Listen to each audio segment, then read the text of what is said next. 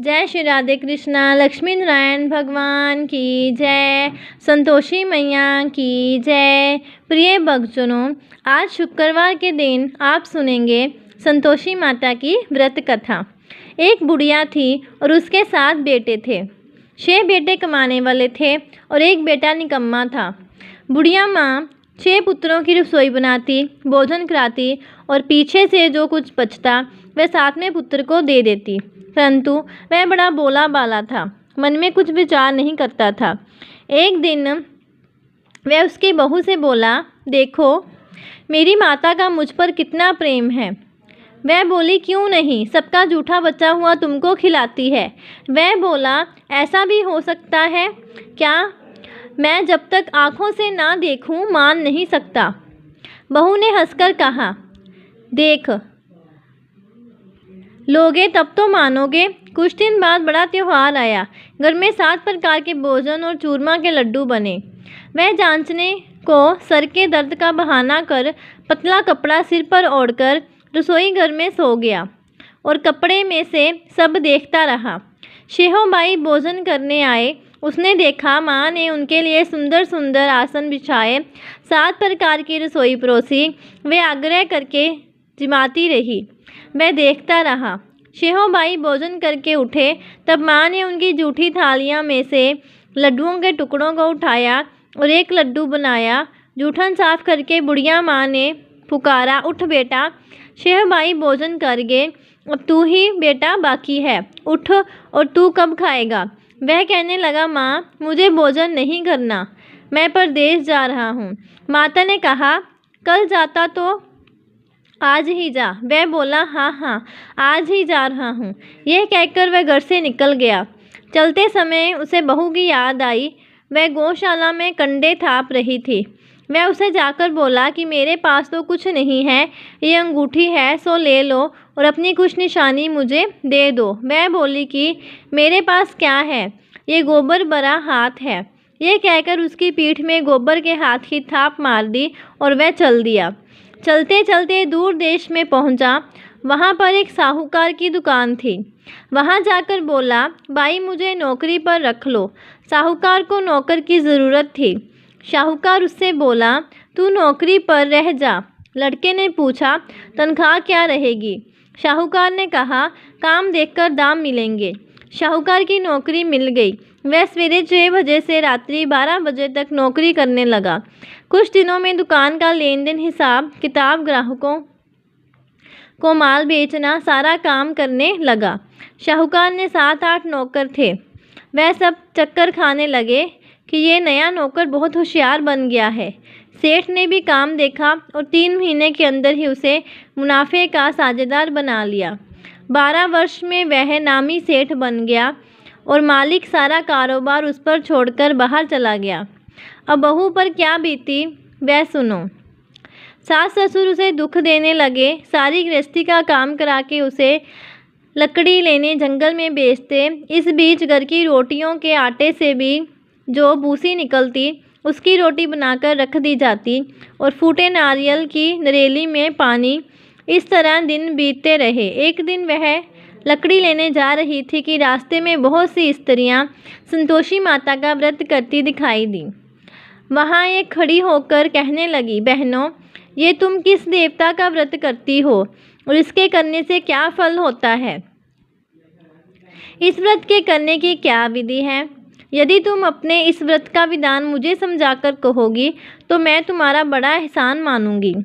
तब उनमें से एक स्त्री बोली, सुनो, ये संतोषी माता का व्रत है। इसके करने से निर्धनता दरिद्रता का नाश होता है, लक्ष्मी आती है, मन की चिंताएं दूर होती है, घर में सुख होने से मन को प्रसन्नता और शांति मिलती है, पुत्र मिलता है, प्रीतम बाहर गया हो तो शीघ्र आता है, कुंवारी कन्या को मनपसंद वर मिलता है, राजद्वार में बहुत दिनों में मुकदमा चलता हो तो वह भी खत्म होता है, कलह क्लेश की निवृत्ति हो, सुख शांति हो, घर में धन जमा हो, पैसा जायदाद का लाभ हो और भी मन में जो कुछ कामना हो वह सब इस संतोषी माता की कृपा से पूरी होती हैं। स्त्री कहने लगी, 1.25 आने का गुड़ चना लेना, इच्छा हो तो 5.25 आने का लेना, जहाँ 1 रुपये का भी सहूलियत के अनुसार ही लेना। बिना परेशानी, श्रद्धा और प्रेम से जितना भी बन सके सवाया लेना। 5.25 पैसे से 5.25 आने तथा इससे भी ज़्यादा शक्ति और भक्ति के अनुसार ले लेना। हर शुक्रवार को निराहार रहकर कथा कहना और सुनना। इसके बीच क्रम टूटे नहीं, लगातार नियम पालन करते रहना। सुनने वाला कोई ना मिले तो घी का दीपक जलाकर उसके आगे जल के पात्र को रखकर कथा कहना, परंतु नियम ना टूटे। जब तक कार्य सिद्ध ना हो नियम पालन करना और कार्य सिद्ध हो जाने पर व्रत का उद्यापन करना। 3 मास में माता फल पूरा करती है। यदि किसी के खोटे ग्रह हो तो भी माता 1 वर्ष में अवश्य कार्य सिद्ध करती है। कार्य सिद्ध होने पर ही उद्यापन करना चाहिए, बीच में नहीं करना चाहिए। उद्यापन में 2.5 शेर आटे का खाजा तथा इसी अनुसार से खीर तथा चने का साग बनाना। 8 लड़कों को भोजन कराना। जहाँ तक मिले देवर, जेठ, भाई, बंधु, कुटुंब के लड़के लेना। ना मिले तो रिश्तेदार और पड़ोसियों के लड़के बुलाना। उन्हें भोजन कराकर यथाशक्ति दक्षिणा देना और माता का नियम पूरा करना। उस दिन घर में कोई खटाई नहीं बनाना। ये सब सुनकर बुढ़िया की बहू वहाँ से चल दी। रास्ते में लकड़ी के बोझ को बेच दिया और उन पैसों से गुड़ चना लेकर माता के व्रत की तैयारी करने लगी। आगे चली और सामने मंदिर है, ये सुनकर माता के मंदिर में जाकर माता के चरणों में लौटने लगी। इसके बाद वह माँ से विनती करने लगी कि हे माँ, मैं निपट मूर्ख हूँ, व्रत के नियम कुछ नहीं जानती हूँ, मैं बहुत दुखी हूँ। हे माता जगजननी, मेरा दुख दूर करो, मैं आपकी शरण में हूँ। माता को दया आई। एक शुक्रवार बीता कि दूसरे शुक्रवार को ही इसके पति का पत्र आया और तीसरे को उसको भेजा हुआ पैसा भी आ पहुँचा। ये देखकर जेठानी मुँह सिकोड़ने लगी। इतने दिनों में इतना पैसा आया, इसमें क्या बढ़ाव है। लड़के ताने देने लगे कि काकी के पास अब पत्र आने लगे, रुपए आने लगे, अब तो काकी की खातिर बढ़ जाएगी, अब तो काकी बुलाने से भी नहीं बोलेगी।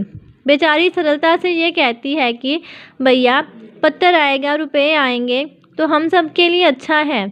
ऐसा कहकर आंखों में आंसू भरकर संतोषी माता के मंदिर में आकर मातेश्वरी के चरणों में गिरकर रोने लगी। माँ, मैंने तुमसे पैसा नहीं मांगा, मुझे पैसे से क्या काम है, मुझे तो अपने सुहाग से काम है, मैं तो अपने स्वामी के दर्शन और सेवा मांगती हूँ। तब माता ने प्रसन्न होकर कहा, जा बेटी, तेरा स्वामी आएगा। ये सुनकर खुशी से वे बावली होकर घर जाकर काम करने लगी। अब संतोषी माँ विचार करने लगी, इस बोली पुत्री से मैंने कह तो दिया है कि तेरा पति आएगा, पर आएगा कहाँ से। वह तो इसे स्वप्न में भी याद नहीं करता, इसे याद दिलाने तो मुझे ही जाना पड़ेगा। इस तरह माता उस बुढ़िया के बेटे के पास जाकर स्वप्न में प्रकट होकर कहने लगी, शाहूकार के बेटे सोता है, जा जागता है। वह कहता है, माता सोता भी नहीं हूँ, जागता भी नहीं हूँ, बीच में ही हूँ, कहो क्या आज्ञा है। माँ कहने लगी, तेरा घर बार है या नहीं। वह बोला, मेरा सब कुछ है माता, माँ बाप, भाई बहन, बहू, क्या कमी है। माँ बोली, पुत्र तेरी घरवाली कष्ट उठा रही है, माँ बाप उसे दुख दे रहे हैं, वह तेरे लिए तरस रही है, तू उसकी सुध ले। वह बोला, हाँ माता, ये तो मुझे मालूम है, परंतु जाऊँ कैसे। परदेश की बात है, लेन देन का कोई हिसाब नहीं, कोई जाने का रास्ता नज़र नहीं आता, कैसे चला जाऊँ। माँ कहने लगी, मेरी बात मान, सवेरे नहा धोकर संतोषी माता का नाम लेकर घी का दीपक जलाकर दंडवत कर दुकान पर जा बैठना। देख तेरा लेन देन चुक जाएगा, जमा माल बिक जाएगा, सांझ होते होते धन का ढेर लग जाएगा। अब तो वह सवेरे बहुत ही जल्दी उठकर मित्र बंधुओं से अपने सपने की बात कहता है। वह सब उसकी बात अनसुनी करके खिल्ली उड़ाने लगे। कहीं सपने भी सच्चे होते हैं। एक बूढ़ा बोला, देख भाई, मेरी बात मान, इस तरह सांझ झूठ कहने के बदले देवता ने जैसा ही कहा है वैसा ही करना, तेरा क्या जाता है। अब बूढ़े की बात मानकर वह नहा धोकर संतोषी माता को दंडवत कर घी का दीपक जलाकर दुकान पर जा बैठता है। थोड़ी देर में वह क्या देखता है कि देने वाले रुपए लाए, लेने वाले हिसाब लाए। कोठी में बड़े सामानों के खरीदार नगद में सौदा करने लगे। शाम तक धन का ढेर लग गया। मन में माता का नाम लेकर प्रसन्न होकर घर जाने के वास्ते गहना कपड़ा सामान खरीदने लगा। यहाँ के काम से निपट कर को रवाना हुआ। उधर बहू बेचारी जंगल में लकड़ी लेने जाती है। लौटते वक्त माता जी के मंदिर पर विश्राम करती है। वह तो उसका रोज़ रुकने का स्थान ही था।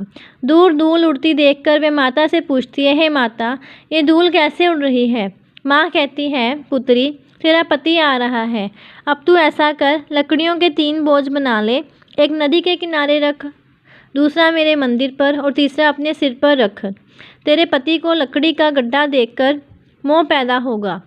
वह यहाँ रुकेगा, नाश्ता पानी बनाकर खाकर माँ से मिलने जाएगा तो लकड़ी का बोझ उठाकर जाना और बीच चौक में गड्ढा लाकर 3 आवाज़ें ज़ोर से लगाना।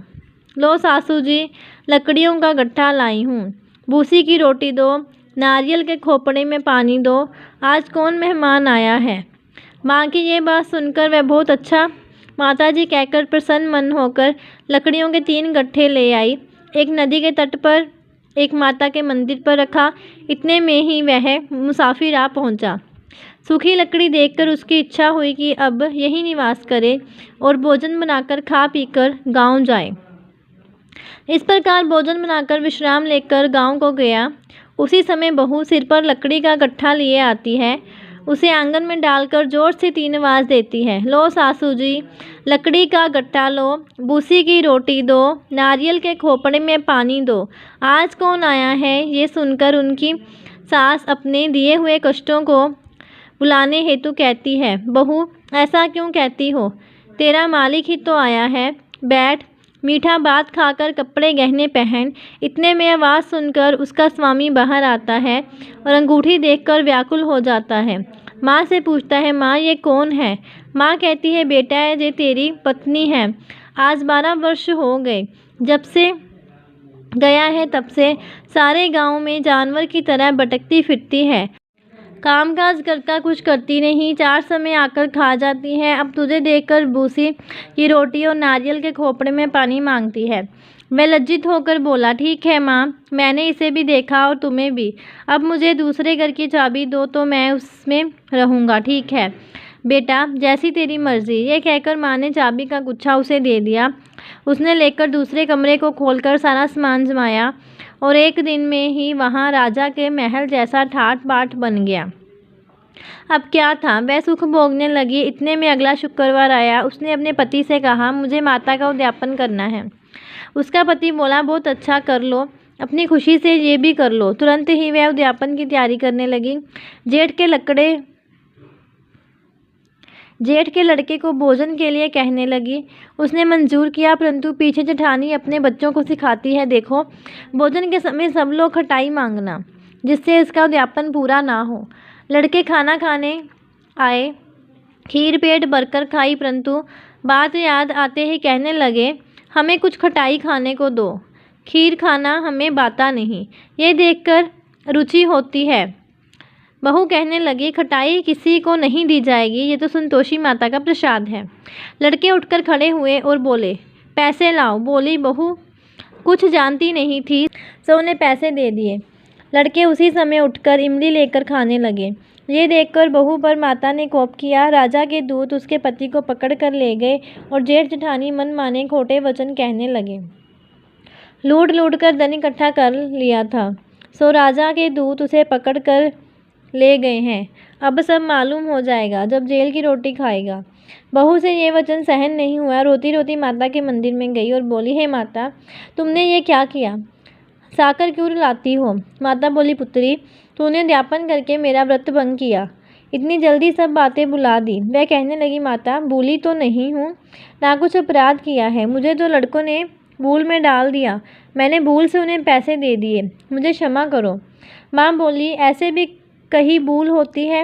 वह बोली, माँ, मुझे माफ़ कर दो, मैं फिर तुम्हारा उद्यापन करूँगी। माँ बोली, अब भूल मत करना। वह बोली, अब भूल नहीं करूँगी। माता, अब बताओ वे कैसे आएंगे? माँ बोली, जा पुत्री, तेरा मालिक तुझे रास्ते में ही आता मिलेगा। वह निकली। रास्ते में पति आता मिला तो उसने पूछा, तुम कहाँ गए थे? वह कहने लगा, इतना धन जो कमाया है उसका टैक्स राजा ने मांगा था, वह भरने गया था। वह प्रसन्न होकर बोली, अच्छा हुआ, अब घर चलो। कुछ दिन बाद फिर शुक्रवार आया तो वह बोली, मुझे माता का उद्यापन करना है। पति ने कहा, कर लो। वह फिर जेठ के लड़कों से भोजन को कहने लगी तो जेठानी ने एक दो बातें सुनाई। लड़के सिखा दिए कि तुम पहले ही खटाई मांग लेना।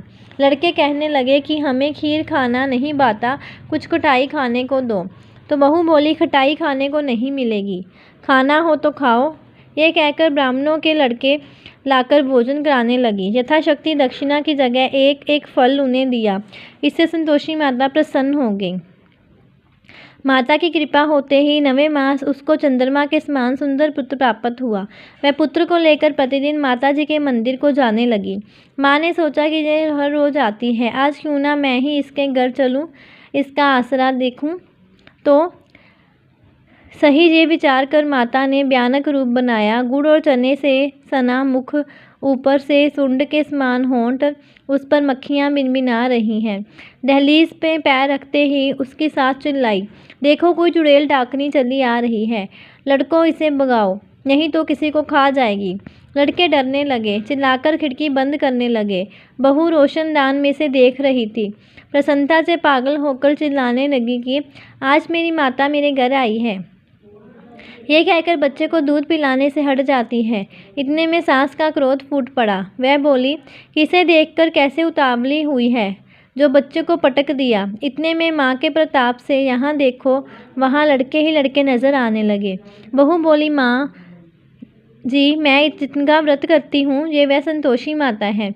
इतना कहकर झट से सारे घर के किवाड़ खोल दिए और सबने माता के चरण पकड़ लिए और विनती करने लगे, हे माता, हम मूर्ख हैं, ज्ञानी हैं, तुम्हारे व्रत की विधि हम नहीं जानते हैं, तुम्हारा व्रत भंग करके हमने बहुत बड़ा अपराध किया है। हे माता, बहू को जैसा फल दिया वैसा सबको देना। जो भी ये कथा पढ़ता या सुनता है उसके सभी मनोरथ पूर्ण होते हैं। बोलिए संतोषी मैया की जय। जय संतोषी माता मैया, जय संतोषी माता, अपने सेवक जन की सुख संपत्ति दाता मैया, जय संतोषी माता। सुंदर चीर सुनहरी माँ धारण किन्हु, हीरा पन्ना दमके तन श्रृंगार लिन्हु मैया, जय संतोषी माता। गेरू लाल शटा छवि बदन कमल सोहे, मंद हंस्त करुणामयी त्रिभुवन जन मोहे मैया, जय संतोषी माता। स्वर्ण सिंहासन बैठी चवर ढुरे प्यारे, धूप दीप नैवेद्य मधुमेवा भोग धरे न्यारे मैया, जय संतोषी माता। गुड़ रुचना परम प्रिय ताम संतोष कियो, संतोषी कहलाई माँ भगतन वैभव दियो मैया, जय संतोषी माता। शुक्रवार प्रिय मानत आज दिवस सोही, भगत मंडली आई कथा सुनत मोरी मैया, जय संतोषी माता। मंदिर जगमग ज्योति मंगल ध्वनि छाई, विनय करे हम सेवक चरणन सिर नाई मैया, जय संतोषी माता। भक्ति भाव में पूजा अंगीकृत कीजे, जो मन बसे हमारे इच्छत फल दीजे मैया, जय संतोषी माता। दुखी दरिद्री रोगी संकट मुक्त किए, बहुधन धान्य भरे घर सुख सौभाग्य दिए मैया, जय संतोषी माता। ध्यान धरे जो तेरा वांछित फल पायो, पूजा कथा श्रवण कर घर आनंद आयो, मैया जय संतोषी माता। चरण गहे की लज्जा रखियो जगदम्बे, संकट तू ही निवारे दयामयी माँ अम्बे, मैया जय संतोषी माता। संतोषी मैया की आरती जो कोई जन गावे, रिद्धि सिद्धि सुख संपत्ति जी भर के पावे। मैया जय संतोषी माता, मैया जय संतोषी माता। अपने सेवक जन की सुख संपत्ति दाता, मैया जय संतोषी माता, मैया जय संतोषी माता। बोलिए संतोषी मैया की जय, बोलिए लक्ष्मी नारायण भगवान की जय। प्रिय भक्तजनों, ऐसी और कथाएं सुनने के लिए और जानकारी प्राप्त करने के लिए चैनल को सब्सक्राइब करें और वीडियो को ज़्यादा से ज़्यादा शेयर करें। जय श्री राधे कृष्णा।